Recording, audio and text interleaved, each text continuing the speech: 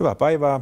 Nimeni on Seppo Koskivuori. Toimin Tekalemetillä tuotepäällikkönä ja tällä videolla näytämme teille, miten vaihdetaan Spinin Master Gearillä automaattivaihteistoon öljyt huuhtelemalla, eli auto käy koko aika ja näin saadaan kaikki öljyt vaihdettua. Seuraavassa käymme hieman läpi laitteen ominaisuuksia ja mitä siitä tulee kaupan mukana. Eli ensimmäisenä, jos katsotaan, tässä edessä näkyy 2 painemittaria. Nämä näyttää baareina menevän ja tulevan öljyn paineen. Sitten täällä alhaalla näkyy 2 lasiputkea, jossa on taustavalo.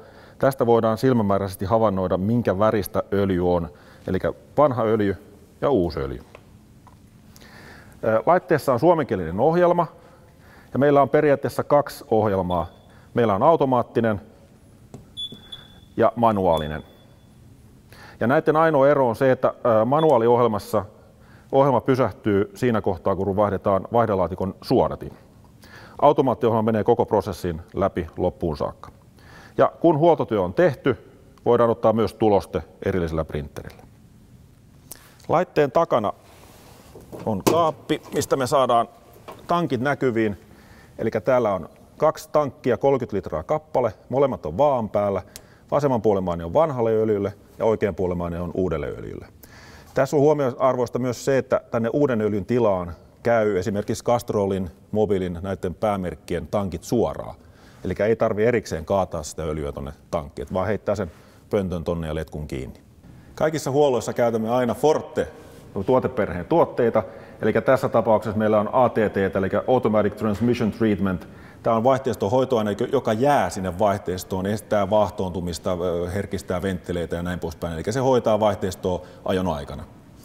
Tämän lisäaineen pystyy lisäämään laitteeseen kätevästi laitteen sivussa olevan pullon avulla ja silloin me saadaan se siististi sinne vaihteiston sisälle. Täyttömäärä on noin 2% vaihteiston tilavuudesta. Laitteen mukana tulee vakiotoimituksessa aika kattava lisävarustesarja, eli meillä on kumiletkut, millä päästään yleensä japanilaisiin. Sitten meillä on erilaiset adapterisarjat ZF:ään, pääosaan merkkeihin. Lisäksi meillä on myös sitten nailonputket, eli tällä me voidaan vaihtaa myös öljyt mittatikun kautta. Ja sitten sokerina pohjalla netti, tietokantapääsy Spinin tietokantaan, mistä saadaan sitten tietoa vaihdelaatikon öljynvaihdosta plus sitten mukautuksesta ja muusta per auto. Seuraavaksi liitämme auton kiinni Spiniin. Laitteen liitäntäkaapelit tai letkut on noin 2,5 metriä, eli silloin voidaan auto nostaa nostimellakin näin ylös niin kuin se nyt on. Näissä on pikaliittimet ja täällä me nähdään jo Volvossa, mä oon laittanut valmiiksi nämä adapterit, mitkä löytyy sieltä Spinin tietokannasta. Ja sitten vaan pikaliittimet autoon kiinni, se on siinä. Tämän jälkeen laitetaan auto käyntiin ja katsotaan, että öljy lähtee virtaamaan.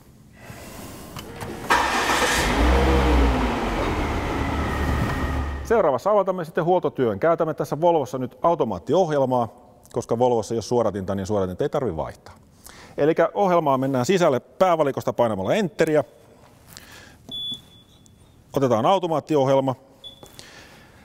Automaattiohjelmassa ensimmäinen valikko kysyy, käytetäänkö puhdistetta. Eli meillä on laitteen sivussa on lisäainepullo, millä me voidaan laittaa vaihteiston pesuaine sisälle. Tässä Volvossa me ei sitä käytetä tällä kertaa. Sitten seuraava valikko, se kysyy pesuajan. Ja nyt kun meillä ei ole pesuainetta siellä, niin mä panen sen 0. Tähän voi laittaa mitä haluaa. Yleensä pestään puoli tuntia, 45 minuuttia, riippuu vaihteiston likaisuudesta. Ja sitten viimeisenä vaihtoehtona se kysyy öljymäärän, kuinka paljon öljyä vaihdetaan. Ja tämä on Volvossa, niin semmoinen 10 litraa pitäisi riittää. Painan Enteriä. Ja sen jälkeen mä siirrän kursorin tuonne Go-kohtaan ja painan Enteriä, niin ohjelma lähtee menee eteenpäin. Se neuvoo koko ajan ruudussa, eli pesun aikana meillä olisi auto ollut käynnissä. Ja nyt se lähti vaihtaa öljyä ja käskee laittaa auton käyntiin ja vaihde P:lle. Eli nyt laite vaihtaa öljyä, se ottaa vanhaa öljyä pois 2 desiä ja sen jälkeen lisää 2 desiä uutta öljyä, eli se pitää sen koko ajan 2 desin ikkunassa. Näin varmistetaan se, että muunnin ei käy koskaan kuivana. Toiminto on automaattinen, eli mä ilmoitin 10 litraa vaihtomääräksi, se vaihtaa 10 litraa ja pysähtyy siihen. Laitteen etuosassa me nähdään näistä näköputkista, mitä tapahtuu. Eli meillä menee punaista, puhdasta öljyä vaihteistoon ja sieltä tulee vanhaa mustaa öljyä tankkiin pois. Ja vaihtotyö on silloin täydellinen, kun nämä molemmat putket on samanväriset, eli silloin öljy on vaihtunut kokonaan. Asetuksessa laitoin 10 litraa vaihtomääräksi, nyt on mennyt 9,8, 9,9, 10. Tämän jälkeen laite jää tähän odottamaan käyttäjän toimenpiteitä ja ilmoittaa äänimerkillä, että vaihto on mennyt läpi. Ja vaihteiston lämpötila on nyt 43 astetta ja täältä me voidaan etuseinästä todentaa, että putket on samanvärisiä, eli vaihto meni 100% läpi, eli kaikki öljy on nyt vaihdettu. Automaattivaihteiston öljyn jälkeen on aina tehtävä niin sanottu vaihteiston mukautus, joka käytännössä tarkoittaa mukautusarvojen nollausta, eli vaihteisto alkaa taas oppimaan vaihtopisteitä ja täyttömääriä. Mukautuksen voi tehdä helposti esimerkiksi Texan diagnostointilaitteella. Meillä on pieni OPD-palikka, nämä on radioyhteydessä toisiinsa, eli tällä se onnistuu helposti suomenkielinen ohjelma. Vaihteiston öljyvaihdon jälkeen aina tulee tarkistaa vaihteiston öljytaso valmistajan ohjeiden mukaisesti. Kiitämme mielenkiinnostanne. Lisätietoja saatte myyjiltämme sekä myös nettisivuiltamme eli www.tekalemit.fi.